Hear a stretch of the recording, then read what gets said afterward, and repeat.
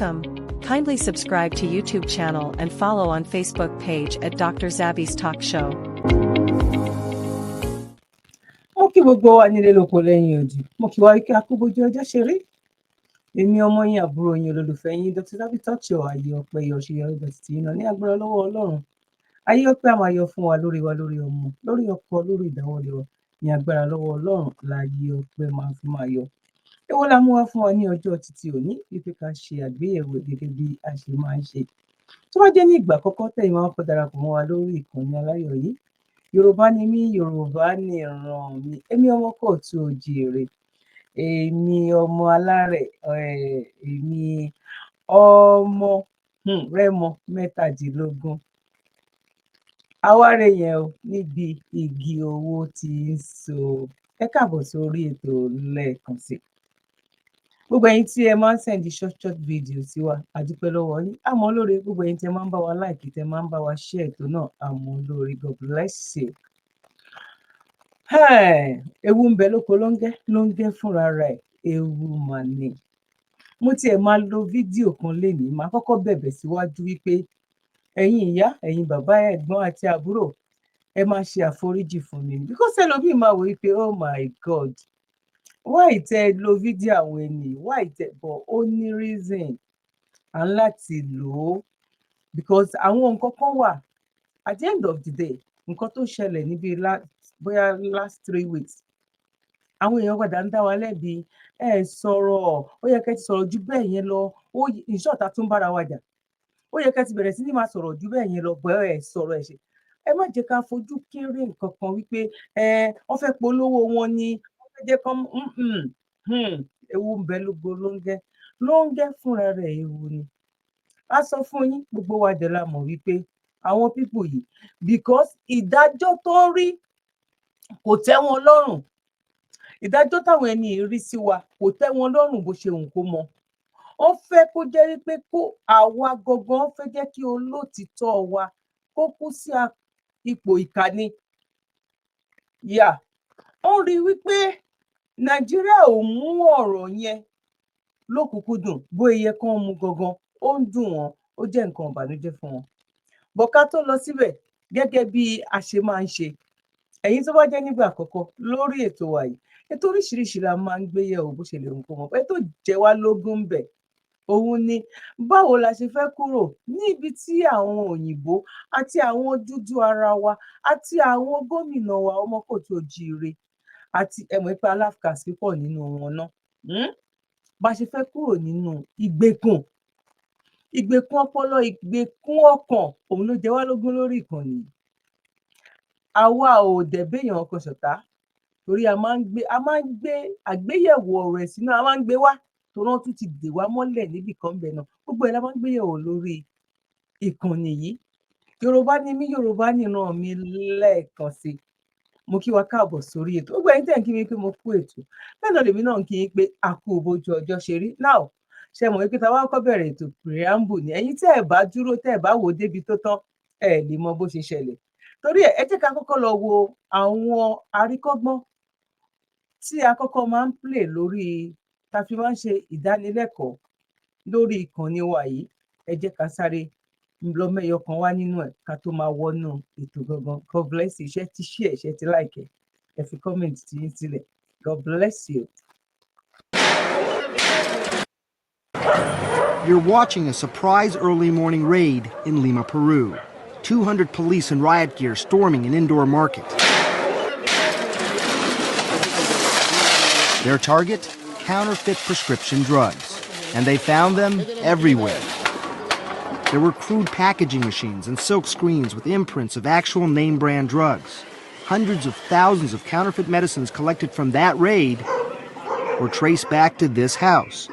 Through a back door and down a narrow hallway, we found a tiny squalid patio that was actually a fake drug factory, turning out an astonishing number of counterfeit medications. Peruvian police were led here by someone you wouldn't expect, John Clark, from the American drug company Pfizer. I'm looking at this pan with these pills in it. This stuff is going to get into people's medicine cabinets around the world. Unfortunately, yes. Clark heads up a global security team assembled by Pfizer. Former FBI, Homeland Security, and narcotics agents who work with local police to track down criminals around the world. Counterfeit operations like these are costing drug companies millions of dollars a year. This has Pfizer written all over it. And it's even got the newer Pfizer emblem with the little slant on it and stuff. I mean, from the packaging, you'd never know. Here, they discovered about 24 medicines, including antibiotics, seizure, blood pressure, and pain medications. We're in the middle of this very primitive courtyard. This doesn't look like any kind of facility that you'd expect at all. Does this surprise you? No. Unfortunately, the quantity of counterfeits you're seeing is phenomenal. The conditions are just abysmal. And if the consumer ever realized that products that they're putting inside their bodies come from dirty water, drying out in the open under a heat lamp, insects and everything else getting into it, contaminants being, brought into the equation and stuff, I think they'd be horrified. According to John Clark, counterfeit Pfizer drugs, many from disgusting conditions like this, have made their way to pharmacies and hospitals in at least 46 different countries, including England, Canada, and the United States. So right now there are people around the world taking medications to save their own lives who are simply taking the wrong thing and they don't even know it. Yes, absolutely. If you have any concerns, you should go. You can imagine. Ẹ fẹ́ ra nǹkan láti save life yín. At the end of the day, you are going to buy something to make that life to just go, just like that, within a month or within 2 months. Just like that. Ó ṣe ní láàánú gan ni níbi tá a bá lé ayé dé nísìnyí. Ẹ dẹ̀ wá wo èyí tó jẹ́ shock níbẹ̀ ni wípé most ni mo sọ fún yín. Èèyàn kan fẹ́ gbé contract yẹn fún mi. That be 2 years ago. Yeah, 2 years ago. Wípé kí n má wọn ṣèpolówó ẹ̀. But mi ò yó bọ̀ ebi ò pa mí. Understand nsìn. Tí n bá ṣèpolówó, most nǹkan tí mò ń ṣèpolówó, mo fọlọ́run búra, most ẹ jẹ́ kí n pe 100%. Mi ò gba 10 kọ́bọ̀. 10 kọ́bọ̀ ni mo sọ, mi ò gba 10 kọ́bọ̀. Bóyá tó bá jẹ́ mi ò, bóyá mi ṣẹ̀ṣẹ̀ máa wá o, mi ò gba 10 kọ́bọ̀. Because humanity ni mò ń wò, gẹ́gẹ́ bí mo máa ń sọ, mi ò wo pé ṣẹlẹ́sìn kiri kan ni ẹ ṣe kiri kan. Ṣé èèyàn ni ẹ o ní ìdìrànlọ́wọ́ mi? Kí lèmi lè fi ṣèrànlọ́wọ́ fún ẹ? Torí ìwọ náà, one way or the other, ìwọ náà lè ṣèrànlọ́wọ́ fún mi lọ́la. O lè ṣèrànlọ́wọ́ fọ́mọ mi, o lè ṣèrànlọ́wọ́ fọ́rẹ́ mi.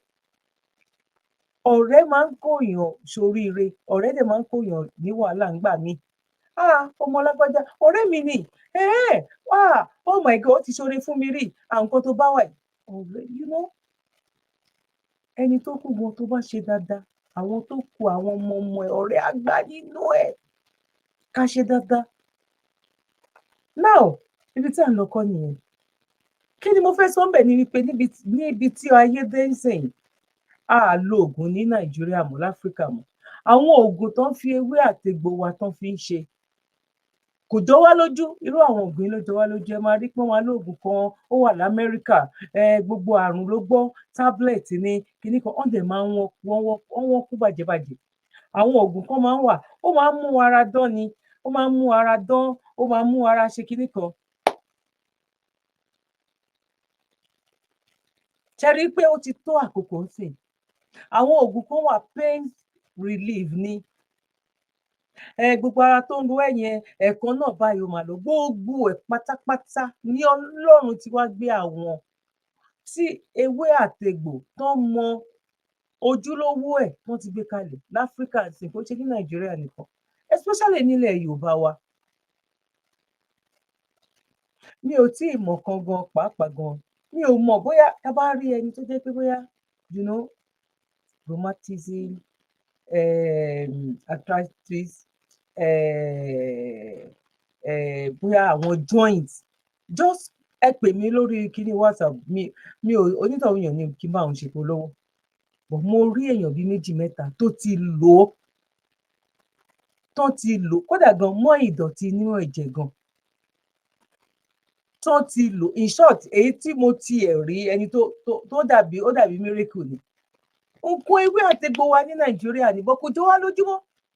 tó ti lò ó ṣe pé gbogbo gbà oh my god I believe iṣẹ́ ó ti torí ẹ̀ reduce iṣẹ́ kò lè dúró púpọ̀ mọ́ ó máa lọ gun orúnkúnṣẹ̀ yìí ni orúnkúnṣẹ̀ yìí ni orúnkúnṣẹ̀ yìí náà ni ẹ wo ó lo kinní yẹn o ó ń lo cream yìí o kódà gan ìgbà tí mo rí gan mo ní tó yà sí mi lórí mo ní kò sórúkọ lára eléyìí bọ̀ mo rórúkọ lára àwọn nǹkan míì tí wọ́n rà lọ́wọ́ onítọ̀hún yẹn kò sórúkọ lára eléyìí bó ṣe ṣe nìyẹn pé package ni gbogbo nǹkan tí wọ́n táwọn ra pé mọ́ epo ti nìyẹn ẹni tá à ń sọ èyí tí ń ṣiṣẹ́ 12 hours o ó ti ń ṣiṣẹ́ 12 hours ẹni tó jẹ́ pé ó ti gbéṣẹ́ fún 3 hours tẹ́lẹ̀ kò lè dúró sórí orúnkún gbogbo òmùká ló wà ní òmùká ń dùn because ó ṣàlàyé gbogbo ẹ̀ ni kódà pé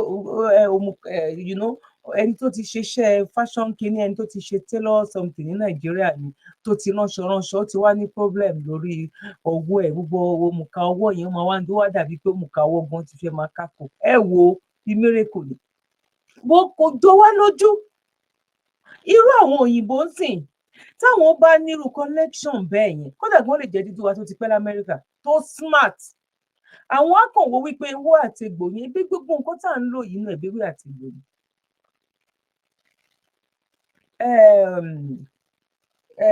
kí lorúkọ èyí tá à ń lò níbí báyìí náà tó bá fẹ́ lo oògùn tó jẹ́ pé bóyá bíi 70% ewé àti egbò ni mo ti gbàgbé orúkọ brand yìí mo dẹ̀ máa rà ṣé ó lá oh my god mo ti gbàgbé ewé àti egbò náà fi ṣe nǹkan tiwọn bọ tiwa ò kí ń jọ wá lójú tiwa ò jọ wá lójú ẹ wò ó sìn àwọn tó jẹ́ wípé owó ara wọn dẹ̀ máa ń post ẹ̀ kákàkiri náà post ẹ̀ kákàkiri ó ń post ẹ̀ kákàkiri gbogbo eléyìí sí ẹ jẹ́ ká gbọ́ nǹkan tí doctor sọ at the end of this video mo kàn sáré break ẹ̀ mo kàn sáré sọ nǹkan tí mo fẹ́ sọ sí ni ẹ jẹ́ ká gbọ́ nǹkan tí doctor yìí ẹ jẹ́ ká gbọ́ nǹkan tó sọ. Go to your doctor, you go to your pharmacist. If the pill dissolves differently, if it tastes bitter or differently. John, you know, I'm a doctor. I looked at these medicines today. I wouldn't be able to tell if they were fake or not. Right. I'm the. ṣẹgbọ́ ẹ jẹ́ ń gbé bẹ̀rẹ̀ padà ó ní doctor lòun but oògùn tóun rí nílẹ̀ yìí òun gan ó rú òun lójú níbi tán pàkẹ́ẹ̀dé wípé òun gan ò lè sọ wípé ṣé fèkì lélẹ̀ tàbí original lélẹ̀ kẹ wo nǹkan tá à ń kó jẹ kẹ wá wo nǹkan oríṣiríṣi tó ń ṣẹlẹ̀ but àwọn Áfíríkà tí wọn ò jọ wá lójú ẹlòmíì gan ni mi ò lè stand there bóyá ibi tán ti ṣe yẹn ẹjọ èmi náà ṣe bẹ́ẹ̀ nígbà kan ẹjọ èmi náà wà níbẹ̀ but mi ò ṣe bẹ́ẹ̀ mọ́ sí òye yín mi ò ṣe bẹ́ẹ̀ mọ́ ibi tó ti ṣe yẹn Ọlọ́run ló ṣe kíní kan Ọlọ́run ló mọ kíní kan bó tó bá rí àwọn tó ń ṣe gbogbo nǹkan yẹn nísìnyí nowadays wọ́n yàtọ̀ sí bá àwọn bàbá wa bọ́ ṣe nígbà yẹn àwọn náà ti tẹ ọ̀làjú wọn ti tẹ̀ bọ̀ láti package gbogbo àwọn ọjà wọn understand ìkọ́ bí ìgbà tó jẹ́ competition ni bọ̀ báwo la fẹ́ rí èyí tó jẹ́ òtítọ́ ń bẹ̀ irú èyí tí mo sọ yìí sí èmi rí èèyàn tó jẹ́ wípé ó lò ó kò ń ṣe 90% 100%. àìbámọ̀ tá a bá rí èèyàn tó fẹ́ irú ẹ̀ ẹ pè mí èmi ò gbowó mi ìgbà commission náà òye yín sí èmi jẹ́rìí sí ni tí ò bá dẹ̀ wá rí bẹ́ẹ̀ mọ̀ pé mi mo jẹ́rìí sí ẹ lè gbowó yín padà mo gba nǹkan tá a ní náà nìyẹn nǹkan tí mo mọ̀ ẹ̀yin ò mọ̀ nǹkan tẹ́yin mọ̀ èmi ò mọ̀ from there a máa dúpẹ́ lọ́wọ́ ara wa ìkan náà ti wà bẹ́ẹ̀ yẹn sísà náà tó bá ń wò mí lọ́jọ́ títí òní yìí sí wọ́n lè sọ wípé àbúyè mi ni Dr. Sabi náà ń sọ fún wọ́n ní one way wọ́n ní àwọn nǹkan kan náà ń gbà yẹn náà wọ́n ní challenges yẹn náà ní bíbá yìí náà nínú UK yìí náà ń gbà yẹn náà lórí irú something like this náà ni ó dẹ̀ ní èmi náà ti rí èèyàn kan náà tó nírú ẹ̀ náà tó dẹ̀ jẹ́ pé ó dẹ̀ ti wá wá òkè mo dẹ̀ mo ní kán get in touch pẹ̀lú ra wọn bọ̀ èmi mo kọ́kọ́ wà ní mo wà láàrin méjì mo at the end of the day ọpẹ́ ni fọ́lọ́run àánú sísá yẹn ṣe mí gbà yẹn gbogbo ògùn nílò òyìnbó yìí náà ti fún wọn ò lè sùn kẹgbẹ́ pé kéyìn nínú 24 hours kéèyàn má rí oorun 1 hour sùn tó bá di ní òru báyìí gbogbo ara wọn máa gbóná ni orí máa gbóná ni gbogbo oògùn pátápátá ló ti fún wọn blood pressure wọn báyìí òkè ni èmi ni sugar level wọn báyìí òkè ni oríṣi gbogbo system wọn báyìí ló dàrú tó bá ń bá mi mo fi Ọlọ́run tó lẹ́nu mi mo fi búra mi ò rí wọn rí báyìí bọ́ rí fóònù láti ń sọ̀rọ̀ bọ́ wọ́n mọ̀ pé ní UK yìí náà wà.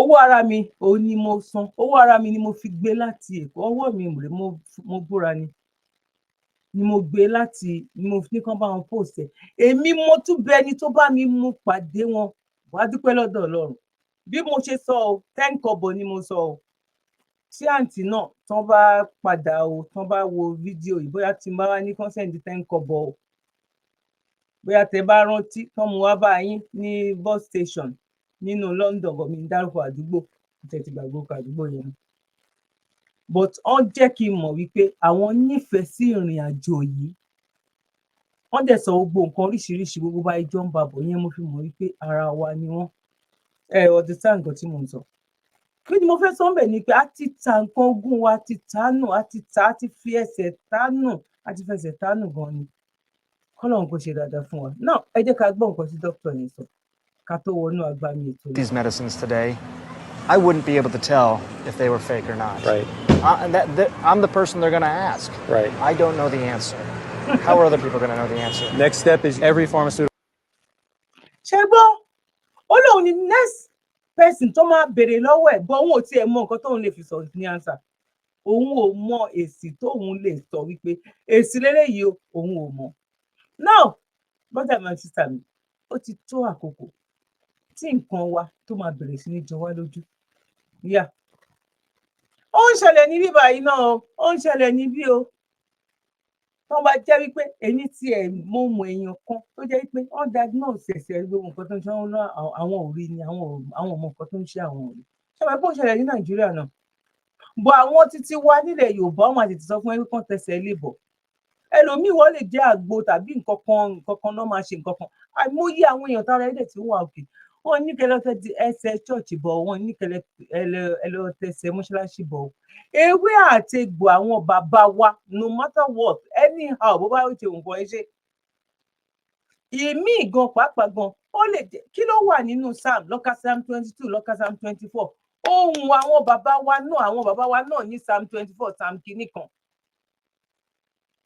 ohun àwọn bàbá wa wà tó jẹ́ wípé bọ̀ àwọn èèyàn mọ̀ dáadáa bí Kúránì ṣe wà bí Báíbù ṣe wà bẹ́ẹ̀ tí dáadáa wà bẹ́ẹ̀ náà làbúrú náà wà bẹ́ẹ̀ náà ni àwọn nǹkan táwa náà tó jẹ́ táwọn ancestors wà yìí náà nìyẹn náà bọ́ wọn jẹ́ káwọn èèyàn ká mọ̀ bẹ́ẹ̀ wọ́n jẹ́ ká mọ̀ wípé gbogbo ẹ̀ pátápátá ẹ sá fún wọn ni oníṣẹ́ ibi ni wọ́n dá sọ kí ni mo fẹ́ lò nínú Psalm tó bá ní kó lọ ka Psalm 22 ka Psalm 24 ka Psalm whatever bẹ́ẹ̀ náà lóhun náà wà tó jẹ́ pé ẹni tó rí ń fọ́ lásán káwọn bàbá wa kàn gbé orí ẹ̀ kalẹ̀ kán dẹ̀ lo Psalm àti bóyá ọ̀rọ̀ làwọn máa ń pè bóyá ọ̀fọ̀ bóyá ẹ ti mọ̀ nǹkan tí mo fẹ́ sọ ṣá tán bá gbé ohun yẹn sínú orí ẹ̀ tí orí fífọ́ yẹn tó dẹ̀ máa lọ kò jọ wá lójú wọ́n ní nǹkan ẹbọ ni wọ́n ní ẹ gbọ́dọ̀ lọ síbẹ̀ èyí tí ò wá jẹ́ kan bọ̀dẹ̀rẹ̀ tán bá kó èèyàn 100 sílẹ̀ èèyàn méjì tán bá máa wò nínú wọn máa fi nǹkan tẹ́ǹdì gan ni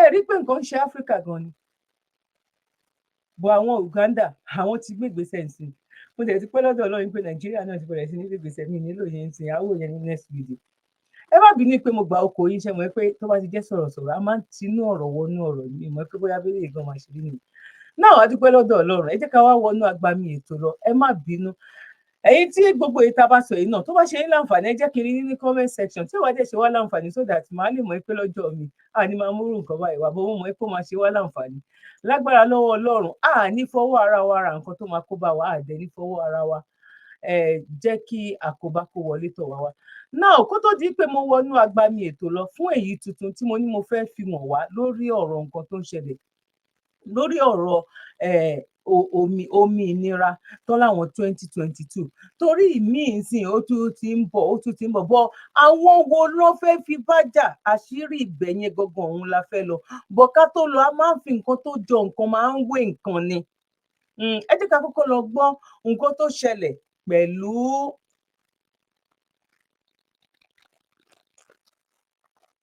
Who joins me here in the Lagos studio. Welcome to This Day Live. Thank you, Sunday Doctor. Talk Show. Yes. Yeah, quickly. You had the questions. Yes. I don't have to repeat them. Yes. You know, can you respond to those questions? Yes. You first and foremost, the question I would want to ask in answering your question is the fact that are we really ready to fight corruption, or we are just interested in the melodrama and the attempt at pretending to fight corruption? Because you raise some valid questions.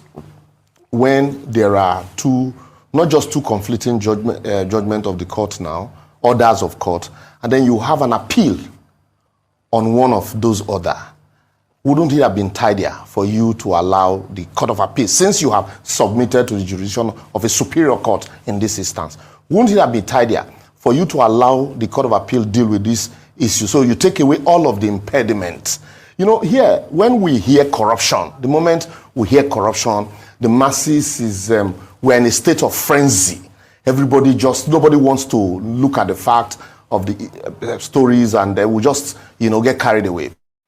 Everybody wants a corrupt public officer to be prosecuted. Every Nigerian wants that. But the question is, why is it that consistently EFCC has not been able to achieve this feat? It is because of this, like you asked, have they carried out themselves, within the precedent of the law? It is because of issues like this. And I give you an example. You want to arrest a public officer, you go to town. Yeah, we'll declare him wanted, we'll do this, we'll do that, we will close the borders, and then you give him opportunity to run to court to say, I've not even run away, but my name is everywhere that I want to be arrested. No invitation had been extended to me. So, but it's already everywhere. I'm apprehensive. Please grant me an order to protect me from this harassment and persecution. And then an order is granted by court. And that order is subject to the powers of the Federal High Court in the event of subsequent prosecution. And then EFCC appeals the order and say, no, you can't do this. And you know, as a lawyer, once you get to court, in the course of prosecution, the evidence gathered within this time that this order is subsisting are going to form the questions or the issues that defense lawyers will raise.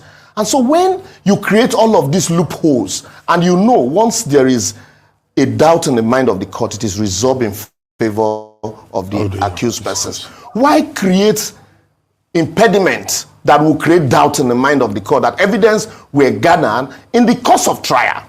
You are not even extended invitation. You are not even a taking statement.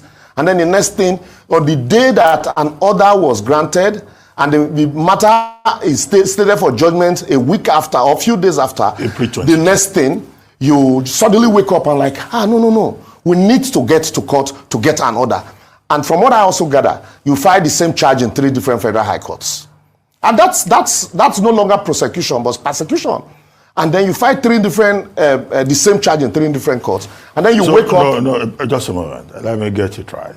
You are saying that the EFCC is not seeking to prosecute former Governor Yaya Bello, but is trying to persecute him. Yes. So you see this as a witch hunt. Yeah, yes, exactly. You know why I'm saying this? I'm looking at this strictly from the ambit of the law.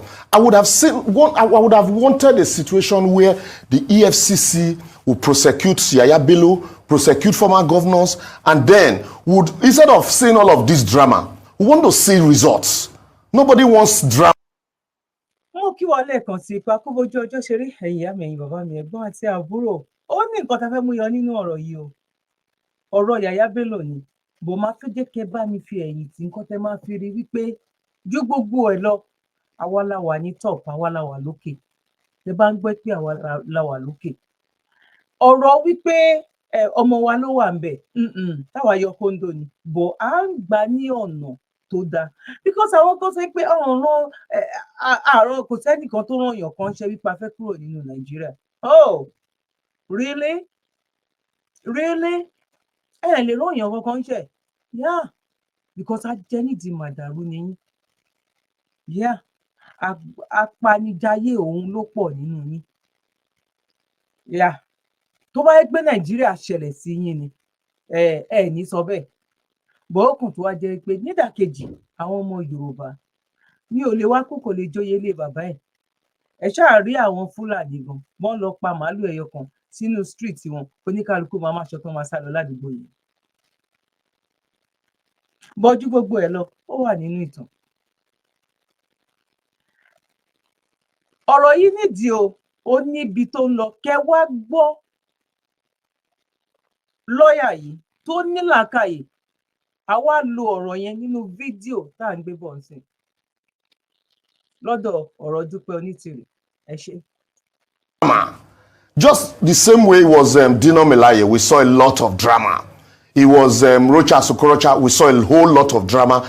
And at the end of the day, what became of those cases? Because you intentionally create impediment. Now, the discussions on the lip of everybody, major lawyers is, okay, how come there is a subsisting order restraining the EFCC, and yet, despite the fact that you have filed a 7-paragraph affidavit against that order, you have filed a preliminary objection, and your objection was dismissed and the order was granted, and you have filed an appeal, you have submitted to the jurisdiction of a higher court, why do you still need to use this fire brigade approach? Well, the chairman of the EFCC is a lawyer. Exactly. So you think he doesn't know anything about procedure? This is the challenge. This is the challenge. Prosecution starts from investigation. And when investigation is wishy-washy, at the end of the day, prosecution will end in untimely accident. That's why somebody like Ozekome had taken EFCC to court 11 times. He boasts about it. And he had won them this 11 times.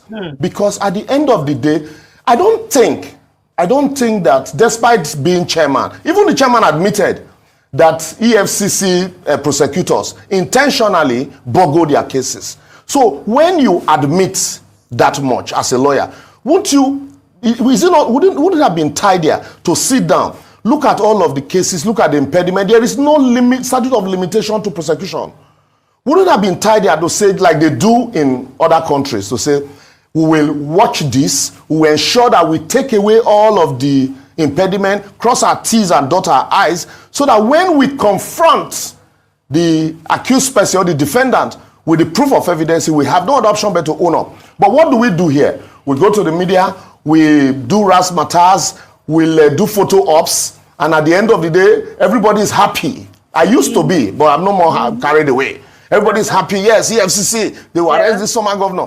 And then at the end of the day, he gets to court, is granted bail. And so one day, like in Adoke's case, they wake up and say, we don't have enough evidence. Okay, counsel to former Governor Yahaya Bello is raising issues of jurisdiction and also saying, look, there is another judgment that the court of, I think it's Justice Nwite, should take notice of. But in that court, the counsel to EFCC, I think that's Kemi Pinero, yes, said that, look, they will use the military to arrest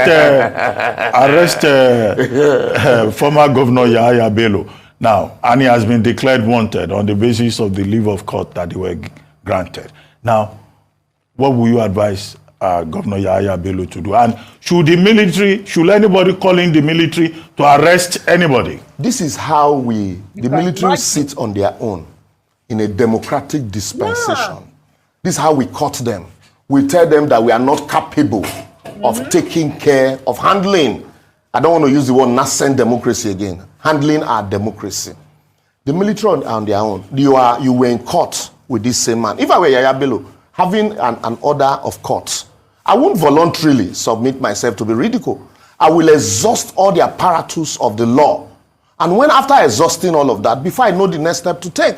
But a situation where you have submitted to the jurisdiction of the court with me. Now, mo kí gbogbo wa lẹ́ẹ̀kan sí pa kú bójú ọjọ́ ṣe rí tẹ máa rí wípé nǹkan tí arákùnrin yìí tí ó sọ Nàìjíríà bóyá máa pariwo nìyẹn at the end of the day alọ́lẹ̀ máa rí ẹ̀ níràbọ̀. Gbogbo nǹkan tó ń ṣe yẹn èmi sọ wípé bàbá wa Bọ́lá Ahmed Tinubu kọ́lọ̀ ń jẹ́ àrí wọn pé ṣùgbọ́n ṣé lórí àlééfà yẹn ni ṣé lórí síìtì yẹn ṣé lórí síìtì yẹn ṣáwọn ló fẹ́ máa ṣe lọ ẹ̀rù ò bá yín ni ṣẹ́rù ò bá àwọn kan tó sọ wípé ọ̀run àwọn kan ń ṣe ni ewu ń bẹ lóko ló ń gé fúnra rẹ̀ ewu ni I'm pretty sure wípé nǹkan tí bàbá wa Bọ́lá Ahmed Tinubu tó bá máa ṣe mi rò pé ilé ní rẹ́kọ̀dì tó nǹkan tí bàbá Awólọ́wọ̀ tó ṣe nǹkan tí bàbá Awólọ́wọ̀ ṣe òun dá lẹ́ni question mark ẹ bá mi fi sínú question ẹ má yẹ kí èmi sọ̀rọ̀ pọ̀ jù ẹ jẹ́ ká lọ gbé mi wá story òun la máa gbọ́ at the end of the day ẹ wá wo ti eléyìí o ẹ wo at the end of the day.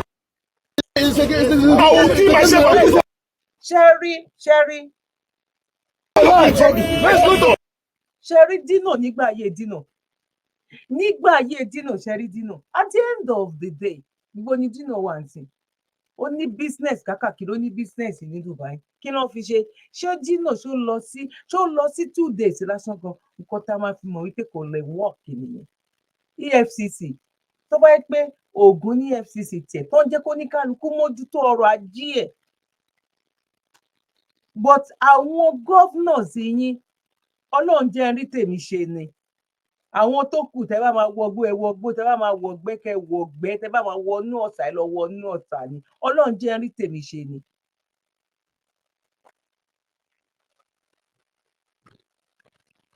You're taking somebody to Kogi. Your BP is high. So you say that his BP is high, he can't make statement and can't. I am in pain. I am in severe pain. I can't turn this neck anymore. There's nothing gbogbo ẹ̀yin tẹ́ ń jubilate bàbá wa ń ṣe nǹkan ìgbà tọ́mọ Yorùbá débẹ̀ ìgbà tí gidi kan ṣáwọn ló fẹ́ wà ń bẹ̀ lọ títí láéláé no TFCC tó bá wà tó bá fún oníkálukú ní ọlọ́pàá ẹ̀ tó bá fún oníkálukú ní ọrọ̀ ajé ẹ̀ wípé òkè nǹkan báyìí lè fẹ́ wá mú ṣé ó kò yàtọ̀ ẹ jẹ́ ká fèsì reality ìyà ti bá àwọn ará Nàìjíríà múlẹ̀ bí ìgbà ìṣù Ọlọ́run jẹ́ rí tèmi ṣe everybody know tó bá yá lóyìnbó wá kó wọn lẹ́rú mo gbàgbé kí n gbé fídíò yẹn wá òyìnbó yẹn sọ pé ó bẹ́tà gan káwọn padà lọ kó wa lẹ́rú wípé because gbogbo àwọn alọ́wọ́ fídíò yẹn wá máa lọ́wọ́ wá ń ṣe jẹ́ ká máa gbọ́ eléyìí lọ. If anything happens to me, the Inspector General of Police should be held accountable. Over the years, political and economic corruption has become a rising phenomenon in Nigeria. There have been alarming and scandalous cases which have sparked massive outrage from Nigerians and the international community as well. Here are the dramatic performances of those accused of corruption and other criminal acts. Olisametu, former publicity secretary of the PDP Olisametu, who is accused of taking 400 million naira from the National Security Advisor in 2014, is facing trial, which has been greeted with an adjournment over his failing health. At the time, Metu collapsed in court. In 2018, Olisametu appeared in court on a stretcher, forcing the presiding judge to adjourn the case. After his tenure as governor of Ekiti State, he was arraigned in court by the Economic and Financial Crimes Commission for alleged money laundering and conspiracy to the tune of 2.2 billion naira.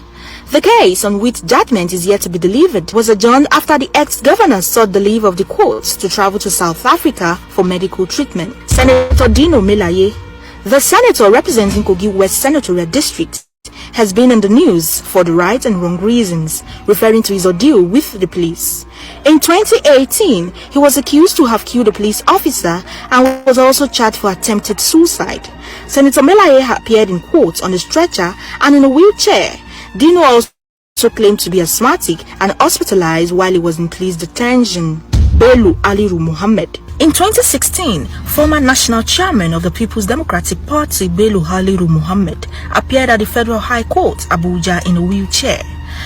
The Anti-graft agency had accused Aliru and his son of collecting money from the $2 billion arms deal supervised by the former National Security Advisor, Sambo Dasuki. Major General Hakim Otiki, former General Officer Commanding 8th Division Hakim Otiki, was court-martialed over the alleged missing sum of 400 million naira, which was said to have been transported from Sokoto to Deji in Kaduna State.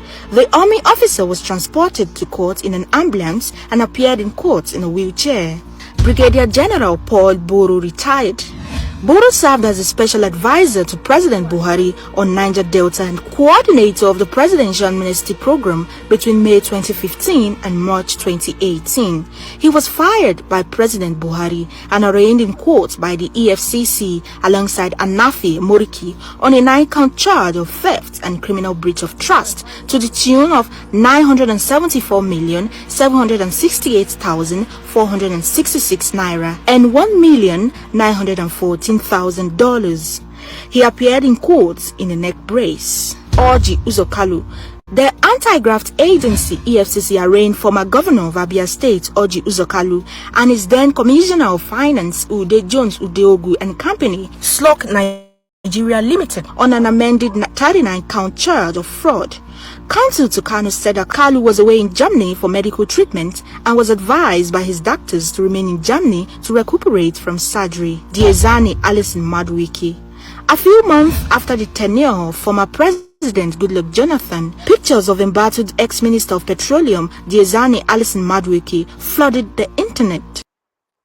To put the imperial hat back on to say we're going to govern those countries.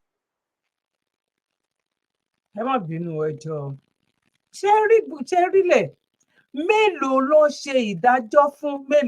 cancer, Diezani's lawyer revealed that she had to undergo mammary gland treatment in the UK. The EFCC under the administration of President Buhari accused Madueke of money laundering and other corrupt practices with calls for her to be extradited. The ever-bubbling and beautiful former petroleum minister appears to be a shadow of herself as proof of a medical condition. Justice Rita Ajimogbobia.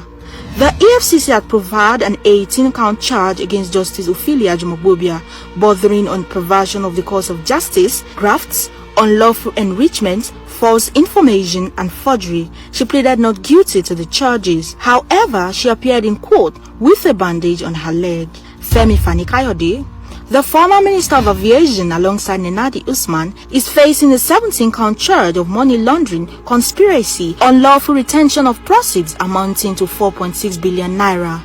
Fani-Kayode was the director of publicity of former President Goodluck Jonathan's re-election campaign organization. At the hearing of the case, counsel to Fani-Kayode told the court that his client failed to appear in court because he had been diagnosed and hospitalized with a heart-related ailment. The explanation for absence brought laughter in the courtroom of the Lagos Division of the Federal High Court. Kingsley Kuku, the former presidential advisor to ex-President Goodluck Jonathan, was alleged to have stolen billions of state funds earmarked for the Presidential Amnesty Program. He was then said to have fled Nigeria to the United States of America after he was invited by the EFCC for questioning. His lawyer told the court that his client did not flee from prosecution. Mélòó la fẹ́ sọ ìyá mi bàbá mi ẹ̀gbọ́n àti àbúrò àti ẹ̀yin ẹlẹgbẹ́ mi. Ẹ wo ilé ayé, ẹ wo bó ṣe ń lo ilé ayé, ẹ wò ó. Náà èèyàn mélòó náà wá ṣe ìdájọ́ fún? Rábárábárábárábá yìí òun náà ni lọ́ máa bá lọ tí àwọn náà máa fi kúrò lórí oyè. Bàbá Bọ́lá Ahmed Tinubu ṣe bí ilé ayé náà wà.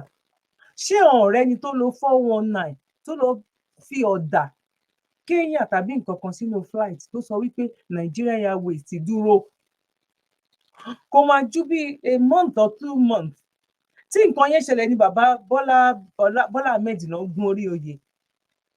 Ta ló yẹ kó ti wà lẹ́wọ̀n sìn? President bàbá búbù gan ṣé kò yẹ kó máa gba ibi tó bá wà ibi tó ti ń da màálù ẹ̀ kó máa gbà lọ ṣe ẹṣùjọ́? Ìyẹn náà jẹ́ wípé politics náà lò fún gbogbo yín. Trump ó ń lọ sílé ẹjọ́ lọ́wọ́lọ́wọ́ tá à ń sọ̀rọ̀ lọ́wọ́lọ́wọ́, ó ń gbé lọ́lé ẹjọ́, ó ń lọ ó ń bọ̀, ó ń lọ ó ń padà bọ̀ nílé ẹjọ́. Ẹ wo gbogbo àwọn tó ń kà yìí tí a ń kà sílẹ̀ látẹ̀kan yìí. Mi ò mọ̀ bóyá sound yẹn bóyá ó máa ṣe é ṣe nínú fídíò yìí tàbí kò ní ṣe ṣe, bóyá mo máa yọ kúrò bóyá mi ò ní yọ kúrò, I don't know. Bọ̀ àwọn tó ti kà ń sìn wọ́n máa ti lé ní 15 látòrí Gino gbogbo wọn bẹ́ẹ̀ yẹn Fẹ́mi Fálànà Fẹ́mi Fani whatever tó wà ní Ọ̀yọ́ tàbí nǹkan kan tóun náà wà. Àwọn young one lẹ́tún rí yẹn o. Àwọn young one ká ló ṣépè fáwọn people yìí. Ẹ lè dúró dàgbàlagbà, ẹ lè dúró dọmọ kékeré nínú wọn. àní tí bàbá bá wa ṣe mọ̀ ẹ̀yin tẹ́ bá ti jọ ń ṣe program tipẹ́tipẹ́ mo ní Nàìjíríà tó bá sọ di the most expensive champagne ní gbogbo àgbáyé wọ́n sọ wípé a drop ẹ̀ lásán 500 million ló kọ̀ sí pé a small glass of láti taste ẹ̀ lásán kàn fi ṣe Nàìjíríà kò lè rojú kò lè ráyè wọ́n máa jẹ tán ni ẹni tó wà ń bẹ̀ tó bá débẹ̀ wọ́n máa bàjẹ́ ni wọ́n máa bàjẹ́ ni now oh my god now mi rò pé bóyá máa lè lo fídíò ọ̀rọ̀ woman tí mo ní mo fẹ́ sọ ìbọ̀ bóyá máa lò nínú kejì ká ti wà ní 40 minutes nísìn ẹ jẹ́ ká wá lọ sí ọ̀dọ̀ ọ̀gá àwọn EFCC because láti parí ọ̀rọ̀ nǹkan tá à ń sọ láti ní meaning àlàyé yẹn láti ní meaning tá a bá lè sọ tán bíbá máa fi ṣe another one lórí ọ̀rọ̀ tí onítìrí yẹn pẹ̀lú nǹkan tó ń ṣẹlẹ̀ lọ́wọ́lọ́wọ́ ṣé wọn kí báyìí máa ń sọ nìyẹn pé Ọlọ́run máa fi nǹkan tó máa ṣẹlẹ̀ ó máa fi hàn wá síwájú ni pé nǹkan báyìí bọ̀ a máa pariwo ẹ̀ láti lè fi ní àwọn evidence wípé lóòótọ́ àwa ò sí nínú ara wọn lóòótọ́ làwa la fẹ́ kúrò bó a fẹ́ gbà ní ọ̀nà tí a fi ní kógun jára wa 99% nínú wa a ní business ní Nàìjíríà a ní ọmọ a níyàwó alọ́kọ a ní ilé a ní family house àwa gan ní gbogbo oríṣiríṣi iṣẹ́ a lè lajú sílẹ̀ kó rí bẹ́ẹ̀ yẹn a fẹ́ ṣe ní ọ̀nà tó nítumọ̀ àwọn west ni mo fi ń ṣe àpèjúwe nínú UK yìí wọ́n ti fẹ́ kúrò a bá wọn lẹ́nu ẹ̀ nípa wọn fẹ́ kúrò wọ́n dẹ̀ ìwà lẹ́nu ẹ̀ títí dọ́là lọ́la wọn give up give a shit wípé bóyá Brit kò tá no ó dúró lórí ẹ̀ ní wípé no matter what àwọn fẹ́ kúrò ńbẹ̀ a jọ wà nínú wípé a wà nínú ẹni tó rẹ́gísítà kan gbà wọlé wípé lóòótọ́ lè dá dúró bọ̀ àwọn olùtẹ̀wà lábẹ́ nǹkan báwo náà ìfẹ́ fi yín sílẹ̀ ọgbọ́n ló gbà a máa ṣe pẹ̀lú làákàyè níbi táwa dúró sí nìyẹn.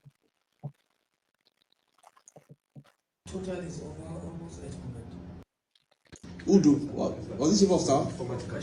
Yes, cashier, the government house cashier, the guy that was bringing the billions.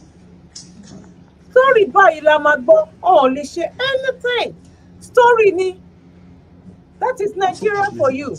To pay for us to move forward in this one. Nigeria ò ní ṣẹlẹ̀ sí mi àti yín. Governor, because he knows he's going. You move money. I mean, the particulars of offense is there. It's before court. Go and check it. Apply for our processes, please. You will get some of these particulars of offense there. Move money directly from government to bring the change. Use it to pay the child's school fee in advance. In advance. Dollars. How much? 71? Yes. Total is over almost 800.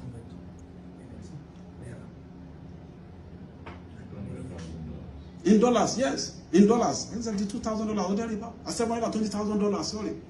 $720,000 in advance. In anticipating that he was going to leave government house. In a poor state like Kogi. And you want me to close my eyes to that? Under the guise of saying I'm being used. Used by who? At this stage of my life? Used by who? By who? For crying out loud. I assumed office here. I didn't initiate the case. I inherited the case file. I called for the case file. I called for the report. And I said, look, there are issues here. Do you know on my honor, I put a call across to him, which ordinarily I'm not supposed to do. Just to honor him as a governor, as a immediate past governor. Sir, there are issues. I've seen this case file. Can you just come? Let us clarify these issues. I'm under camera. He said, sir, I thank you, my brother. I know, but I can't come. There's one lady, I don't know what her name is, that she learned she had set, she has surrounded the EFCC with over 100 journalists, to come and embarrass him and intimidate him and all kind of stuff. I said, okay, if that is your fear, I'm going to pass you through my own gate, special man's gate. You will come to my floor. We will accord you that respect. I will invite my operatives. They will come and interrogate you or interview you in my own office. What could be more honorable than that? In my own office. To allay the fear. Thank you, sir. I appreciate that. You know what he said? But can't they come to my village? That's what he told me. Now they come to my village to come and say, I told you. He also got to talk, he sent a message to him. My dad of the investigation sent a message to him. Because owó ló ń sọ̀rọ̀. Ẹ̀yin náà ẹ gbọ́ adúrú owó kí wá gbọ́ owó. Gbogbo nǹkan yìí ò yẹ kó níbọn lójú àwọn kan. I'm sorry to say mi ò dẹ̀ tún sorry láti sọ. Lójú àwọn òpònú kan. EFCC ń ṣiṣẹ́. Nígbà bàbá wa yìí wọ́n tiẹ̀ ṣiṣẹ́. Ṣọ́ ṣiṣẹ́ tó gbà bàbá búbù ni. Èèyàn mélòó làwọn ìgbé bọ́ta pé wọ́n kówó jẹ. Ẹ máa rí oye owó tán láwọn ti gbà. Ṣé wọ́n gba owó tó ìgbà tí bàbá búbù tó fẹ́ tó débẹ̀ within 6 months? At the end of the day, kí ló padà ṣẹlẹ̀? Ṣé Nàìjíríà dá ní tàbó wọlé sí tàbó bàjẹ́ sí tàbó dá sí? Ẹ bá mi fi sínú question section. Ẹ bá mi fi sílẹ̀.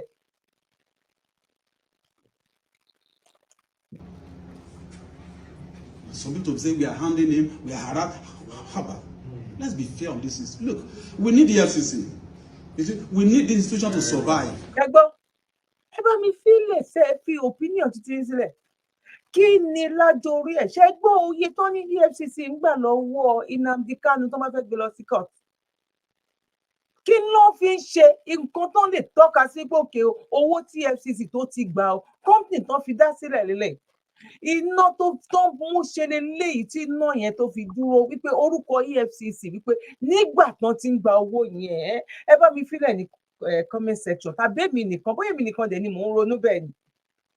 Mo bẹ̀ gbogbo yín ogbo ẹ̀yin olólùfẹ́ mi tẹ́fẹ́ fi mo dẹ̀ kí brọ́dà wa àtàwọn ọmọ mi wa náà tó ń pè mí ṣàkíyèsí. Program tí mo ṣe before eléyìí tí mo ní new look pípé kẹ́ fi comment sílẹ̀. Àwọn èèyàn wá fẹ́ fi comment sílẹ̀ àṣé comment section yẹn mi ò mọ kí ló ṣẹlẹ̀ ó ti wà blocked. Àwọn èèyàn dẹ̀ ti wò short àwọn èèyàn tán ti wò gbà tán máa sọ fún mi gan almost bóyá 3,000 plus. But mo dúpẹ́ pé ẹ tiẹ̀ bá wa like. Ọ̀n wá ráyè láti fi comment sílẹ̀ more than 3,000 plus èèyàn ti wò káṣẹ tó wá lọ wò wá rí wípé lóòótọ́ comment section yẹn ń kọ́ ó wà blocked a ṣẹ̀ṣẹ̀ wá ṣí sílẹ̀. Torí ẹ má bínú sí mi gbogbo ẹ̀yin tí ẹ bá fẹ́ comment sílẹ̀ nínú fourth video tí mo ṣe wípé new look mi báwo lẹ ṣe rí sí torí mo rí pé àwọn èèyàn comment sí through WhatsApp mi ẹ ṣe gan ni ẹ̀yin tí wá dẹ̀ fẹ́ mọ WhatsApp number mi lórí àwọn ọ̀rọ̀ tí mo sọ bóyá lórí àwọn àwọn nǹkan tó jẹ́ pé wí àti egbò náà fi ṣe tẹ́yìn náà nídìí ìkan sí kejì or whatever ẹ pè mí lórí WhatsApp number mi so that màá lè introduce yín sí wọn tí mo fọwọ́ sọ̀yà sí tó ti yé yín sìn mo fọwọ́ sọ̀yà mi fi gbá egungun tó bá ṣe ẹ ti mọ̀ pé mi dẹ̀ máa bù so torí èmi náà mi ò ní wá dán ẹni tẹ́ bá ti mọ̀ mí ní ìdásọ̀rọ̀ púpọ̀ jù àwọn èèyàn kan lè máa sọ̀rọ̀ fún yàn èmi ò ń kọjá àyè mi ò dẹ̀ ọdún sàbọ̀ ọ ní báwo ló ṣe ṣe ẹ́ rí ṣó ti ṣe ẹ́ rí mo ì máa ń sọ nìyẹn but tẹ́ bá fẹ́ nọ́mbà mi a máa play ẹ̀ sí so that ẹ lè get WhatsApp number mi bẹ́ẹ̀ ṣe gan ni tẹ́ ẹ bá dẹ̀ fẹ́ is not gbogbo ìgbà because call máa ń pọ̀ ẹ kàn lè send the message or kẹ́ fi voice message kẹ́ fi ránṣẹ́ máa get back sí yín àwọn tó mọ̀ mí mọ̀ mi ní ìdá tí mo yàn rí mi rí àìmọye ológun lọ́gbọ̀n àwọn ẹlòmíì gan máa ń fún mi ní credit lórí ẹ̀ wípé kudos to you Dr. Zabi pé àwọn ẹlòmíì wà tán bá pè wọ́n tán bá ṣe kinní kan ní dá wọn lóhùn kinní kan bọ́ èmi because kí la wà fúnra wa fún a lè yára wa jẹ náà ọ̀nà tá a máa gbà wúlò fúnra wa ó pọ̀ rẹpẹtẹ wáyé tí mo máa nǹkan tí mo lè ṣe tó wá jẹ́ pé mo lè má tètè dáhùn tí mẹ́sẹ̀jì yẹn tó bá lọ ọ̀sàlẹ̀ ó lè tọjọ́ kẹta bóyá wọn máa wò bóyá mo fẹ́ wo nǹkan kan lórí fún máa wò oh my god pé ẹ wá wo mẹ́sẹ̀jì mi ò wá nǹkan tó ṣẹlẹ̀ àwọn mẹ́sẹ̀jì sì mi máa wà tó máa ti lọlẹ̀ bọ́ tó bá ti jẹ́ bẹ́ẹ̀ ni ẹ bá mi resend ẹ̀ tó ti yé yín sìn ọlọ́run á ṣe dáadáa fún wa ọlọ́run á gbàdúrà wa àwọn pípù irọ́ ló ń pa Nàìjíríà kò lè èpè kọ́ gẹ́gẹ́ bí mo máa ń sọ sẹ́ẹ̀ kò fẹ́ dà ní ariwo ìbọn ẹ máa pa nìyẹn tán máa fi bẹ̀rẹ̀ sí ní vote tán máa tó bẹ̀rẹ̀ sí ní wọ́n máa campaign tán wá dẹ̀ ti bẹ̀rẹ̀ sí ní campaign sí ọdún kejì tí wọ́n ti ń lọ táàmù kejì nìyẹn ló bá tán ariwo yìí náà ni ariwo yìí náà fi ṣe wọ́n ariwo yìí náà ni. We need this institution to survive. I'm telling you. So many victims that we have wiped tears off their eyes. People that we have swindled and all of that in their millions. How much are we going to say? Every day we keep recovering money for victims. Every day. In my 6 months, we have recovered close to 120 billion. Yeah, yeah, Over yeah. 1,600 convictions. Oh my day, oh my day. Ṣẹ́gbọ́ iye tó ti gbà padà. Ẹ wá bá wa béèrè lọ́wọ́ wọn kí náà fi ṣe. Kí náà fi ṣe? Kí náà fi ṣe lẹ́yìn ìgbà tán gbà? No. Governing yourselves, because enough is enough. We're done being invaded. Because our own national security risk is at stake. Exactly. National security interests are at stake. You can say that about pretty much all of Africa. They're incapable of governing themselves and benefiting their citizens because the governments there are all about looting and pillaging and lining their pockets and going shopping in Paris instead of actually making their country better. People on the left are going to watch this. They're going to say, wait a minute, Eric Prince is talking about being a colonialist again. Absolutely. The audacity. I don't blame him. I blame our government. Ṣẹ́gbọ́, ó ní òun ṣùọ́ lórí ẹ̀ ni, ó gbé ká tún padà lọ kó wọlé ẹrú. Tí gbogbo nǹkan tó ń ṣe yìí, gbogbo rámìrámì yìí, ó jẹ́ pé àwọn kan wọn ò lè jẹun ẹ̀mẹ́ta lójúmọ́. Àwọn tó ń ṣiṣẹ́ fún ìjọba wọn ò rí pension gbà. Àwọn tó ń ṣiṣẹ́ ká tó lọ fẹ́lẹ̀ yìí, bóyá ká kọ́kọ́ wò yẹn, ẹ jẹ́ ká kọ́kọ́ wò kí n tó gbélé ìpadà wá. Àwọn tó ń ṣiṣẹ́ wọn ò rí pension gbà. Yàyà Bello dẹ̀ ń kówó jẹ débi wípé wọ́n fi wá ń wá ẹ. Ìwọ tí ló ń sanwó sílẹ̀ fún torí pé o ti fẹ́ kúrò lórí oyè fún àwọn ọmọ ẹ tán wà ní school. O ti ń fi short.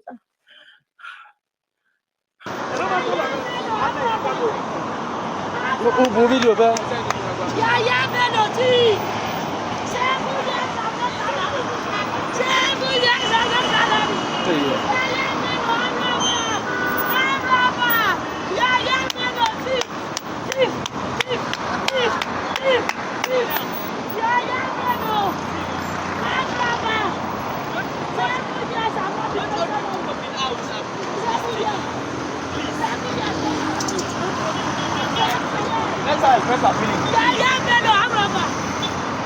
Tinubu is here now.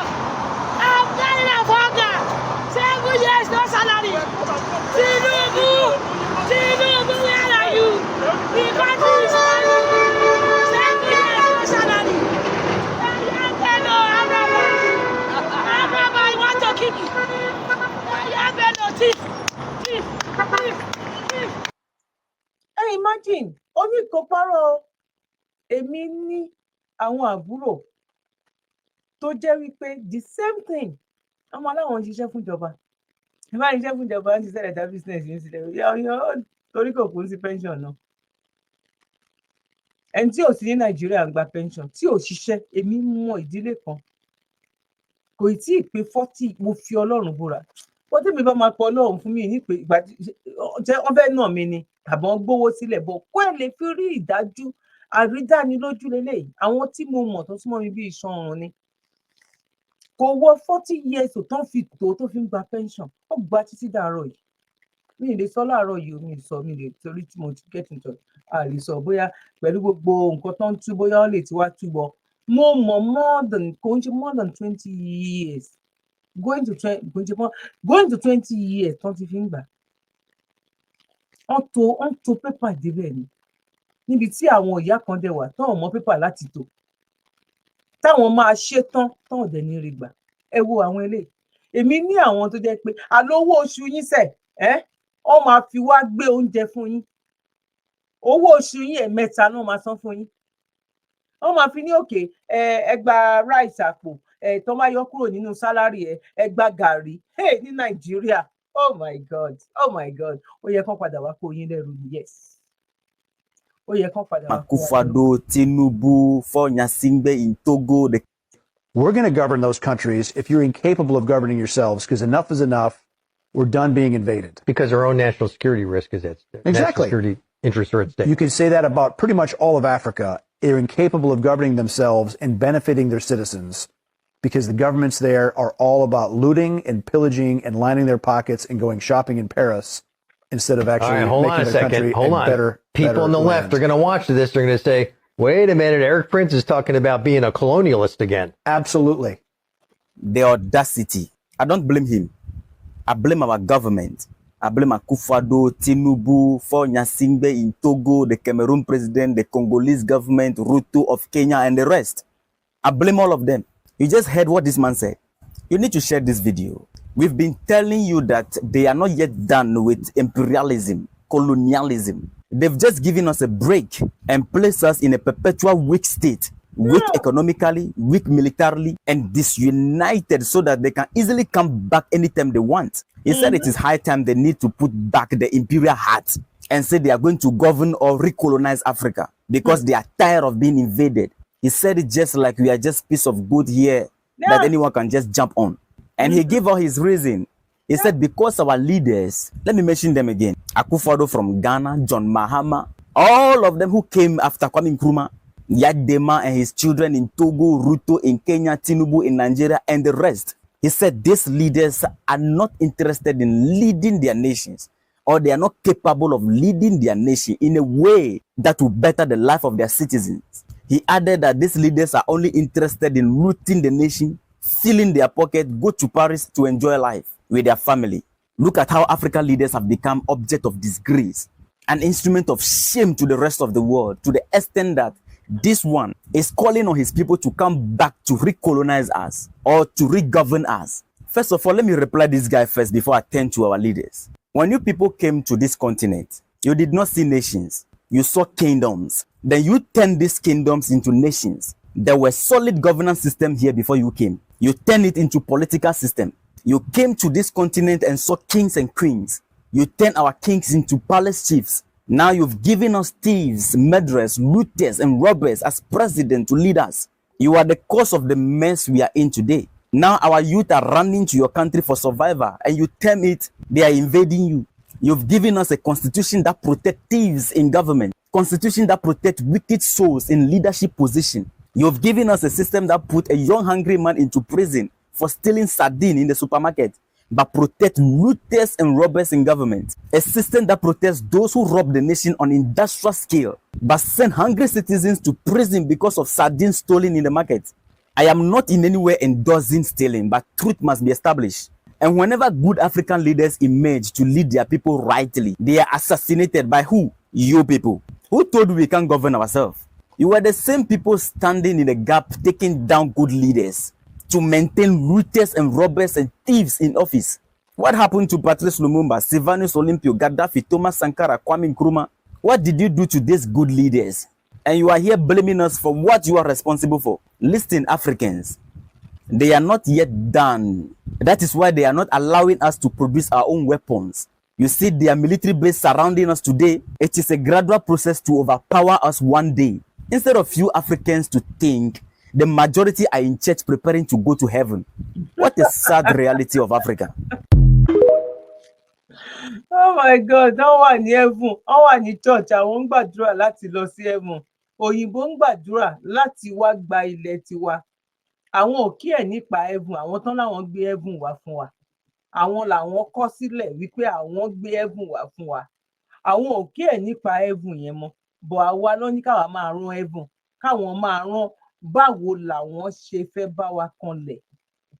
Báwo ni ẹrú ta wá ń ṣe nílùú òyìnbó yẹn kò tí ì tó. Báwo la àti wà ń bẹ̀ náà nà. Màá gbé ti Chinese tó jẹ́ pé mọ̀ ipá tí ń ṣe lọ sí China. Nínú Nàìjíríà la ti ń ṣerú àwọn China. Nínú Nàìjíríà náà la ti ń ṣerú àwọn òyìnbó. A wá sílùú òyìnbó, a wá ṣerú òyìnbó. A tún ṣerú wọn lórí ilẹ̀ wa. Oh my God. Eléyìí kọjá bẹ́ẹ̀. Náà mo kí gbogbo wa lẹ́ẹ̀kan sí pé akóbójú ọjọ́ ṣeré gẹ́gẹ́ bẹ́ẹ̀ ṣe mọ̀ pé à ń fi jẹ́ kí program wa máa ju kó máa wà ní under 1 hour nígbà eléyìí ti fẹ́ pé 1 hour. Bọ́jú gbogbo ẹ̀ lọ, a lè ṣe nǹkan méjì papọ̀, a lè ṣe nǹkan mẹ́ta papọ̀, a máa mú lẹ́yọ̀ kọ̀ọ̀kan náà ni. Tó bá ti di pé àkókò ti kò gbà wá láyè bẹ́ẹ̀ yẹn náà, aláti dá dúró bẹ́ẹ̀ yẹn náà ni. Bọ̀ máa tẹ̀síwájú láti gbé nǹkan tí a fẹ́ sọ jáde lórí program míì tó máa tẹ̀lé eléyìí. Ẹ fojú sọ́nà, ó possible ká ṣe gbogbo ẹ̀ lọ́jọ́ kan náà. Bóyá a máa jù kan láàárọ̀, a jù kan lálẹ́ so that á lè lọ pẹ̀lú àwọn ẹ lè mọ̀ pé tí mo promise pé ó máa jáde lẹ́yìn eléyìí ni lórí ọ̀rọ̀ ní tìrẹ àti ọ̀rọ̀ gbogbo wa, Chief Sunday Igboho àti gbogbo wa ní àpapọ̀ àti ọ̀rọ̀ Nàìjíríà náà ó pẹ̀lú náà. Ẹ kú ìfojúlọ́nà fún eléyìí mo dẹ̀ tọrọ àforíjì wípé mi ò ní lè gbé wá pẹ̀lú eléyìí gẹ́gẹ́ bí ẹ ṣe máa ń bá wa pín tó dẹ̀ jẹ́ wípé a fẹ́ jẹ́ kó máa débi tí a ò rí kó yẹ kó dé gan nǹkan tó lè fi máa dé nàìjíríà tẹ́lẹ̀ fi máa ṣe ẹ̀ fáwọn tó wà nílé náà ni wípé tán bá rí pé kò pọ̀ jù tó bá ti pọ̀ jù yẹn ọmọ aláwọn ní dátà láti fi wo nǹkan tó ṣẹlẹ̀ yẹn bọ́ tó bá já wàrà lóyìnbó má jẹ́ 3 hours ni a máa farabalẹ̀ láti wo ni ọlọ́run ò ní fi ikú tó yáwọ́ pa èmi àti yín yorùbá ni mí yorùbá ni ìran mi lágbára lọ́wọ́ ọlọ́run ìgbà tí gbogbo ẹ̀ bá wa jẹ́ kò ní jẹ́ ẹ̀yìn wa ìrọ̀rùn báyìí òun lọ́lọ́run máa fi ṣe lágbára lọ́wọ́ ọlọ́run ní gbòkó ọmọ káwa mọ́lé o wípé yín tí ń bá wa dá sọ̀rọ̀ charity wa ọ̀rọ̀ foundation wa ọwọ́ wa ní kànsàlẹ̀ àpò àrọ́mọdọ́mọ wa lágbára lọ́wọ́ Elédùmarè ní gbégbá bára o ní ju ẹni tó ń wá lágbára ní ọwọ́ ọlọ́run èmi ò ní ṣìwí ẹ̀yin olólùfẹ́ mi wá ní ṣìwí gbọ́ ẹ bá wa fi tiyín náà sílẹ̀ nínú comment section ẹ bá wa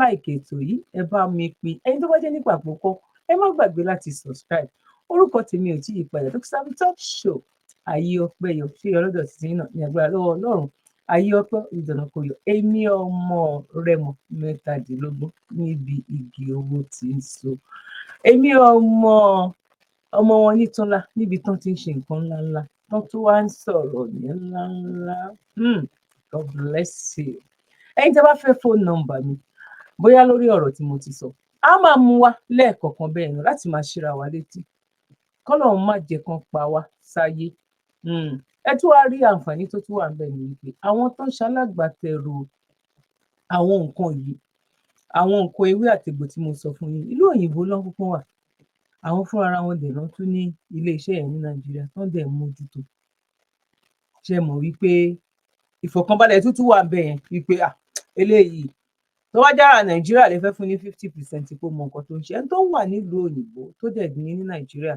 tó dẹ̀ fẹ́ máa jẹ́ kó máa lọ káàkiri káwọ̀ èèyàn yìí ká lè máa jàǹfààní ẹ̀ ẹ máa mọ̀ pé yẹ ká fún wọn ní 90% tàbátẹ́lẹ̀ fún wọn ní 100 pé eléyìí àwọn máa mọ irú nǹkan tó ń ṣe God bless you ẹ bá fẹ́ phone number mi ẹ jẹ́ kí n play ibi tó bá ti wà ibi tẹ́ máa ti rí WhatsApp number only ni o God bless you one love bye for now. You're welcome. Kindly subscribe to YouTube channel and follow on Facebook page. Zabby Life Saver Foundation àánú lolówó fi rán wa la fi ń sọpẹ́ fọ́lọ́run àwọn ẹ̀dá tó ń jẹ́ aníparere láyé àwọn èèyàn tá a sì ti ń sọpẹ́ pàtàkì gbogbo olólùfẹ́ wa jákèjádò àgbáyé àwọn tó ń bá wa gbowó ṣètò ìrànwọ́ yìí lọ́nà kan àbí kejì lóòótọ́ ẹ̀yin gan lè jìká tí ò jẹ́ kó rí ó jábọ́ lórí ìkànnì Zabby Life Saver Foundation àkàìmọye ènìyàn lọ́lọ́run ti fọwọ́ tọ́ nípa pé ká mú lára bíntín tọ́lọ́run fún wa tá a fi ń ṣàánú àwọn èèyàn tó kù díẹ̀ fún láwùjọ wa láì fi tẹ̀sìn ẹ̀yà èdè àti àwọ̀ṣe rárá. sẹ́ẹ̀rì bọ́lọ́run ṣe ń lò wá lórí ìkànnì Zabby Life Saver Foundation táwọn fúnni níṣẹ́ gbalẹ̀ fúnni lóúnjẹ tá a ti ń sanwó iléèwé àwọn ọmọ tí ò lóbìí àti àwọn ọmọ tó kù díẹ̀ fóbi wọn láwùjọ lọ́pọ̀ ìmọ̀ye ìgbà láti yọjú tá a ti gbóúnjẹ lọ fáwọn tó wà nínú ìhámọ́ táwọn olóyìnbó ń pè ní correctional center lọ́pọ̀ ìgbà tá a bá lọ sílé ìwòsàn fún àbẹ̀wò àti pé ká gba àwọn ènìyàn tí ò rówó san lẹ́yìn ètò ìwòsàn wọn àánú àṣẹ wá púpọ̀ nítorí ohun mèremère ohun tá a máa ń bá pàdé lọ́hùn àti ọ̀gọ̀ọ̀rọ̀ àwọn ènìyàn tó ti parí ètò ìwòsàn tí ò rówó san léyìí tágbára wa nìkan ò lè ká gẹ́gẹ́ bí èrò wa ní Zabby Life Saver Foundation àti bí ẹ̀yin olólùfẹ́ wa ṣe ń sọ wípé kọ́wọ́ jẹ́ tó ti lọ síwájú sí i ló jẹ́ àmọ́ lógan fún gbogbo ẹ̀yin eléyinjú àánú jákèjádò àgbáyé wọ́n ràn wá àti jẹ́ kí ètò ìtúbọ̀ tàn síwájú sí i ẹ jájọ pawọ́pọ̀ lé ìṣẹ́ òun ìyà nínú bíntín tọ́lọ́run fún wa ẹ lè fi ohunkóhun tẹ́ ẹ bá dé sọwọ́ sí ọ́fíìsì wa nílé number 6 Bremer Street Sabo Ṣàgámù Ògùn State tó bá sowó ni ẹ fi sínú àsùnwọ̀n Zabby Life Saver Foundation account níbikíbi tẹ́ ẹ bá wà lágbàáyé account number 579-868-6013 FCMB fún ẹ̀kúnrẹ́rẹ́ àlàyé síwájú sí i lè pe èyíkéyìí àwọn aṣojú wa nílé +234-812-575-4492 tàbí kẹ́ pè +234-708-434-5696 bákan náà ní ẹ lè fàtẹ̀jíṣẹ́ tàbí kẹ́ pè Dr. Zabby gan lórí WhatsApp nọ́mbà wọn +447-440-715-542 ní Zabby Life Saver Foundation àánú ló jẹ wá lógún. You're welcome. Kindly subscribe to YouTube channel and follow on Facebook page at Dr. Zabby's Talk Show.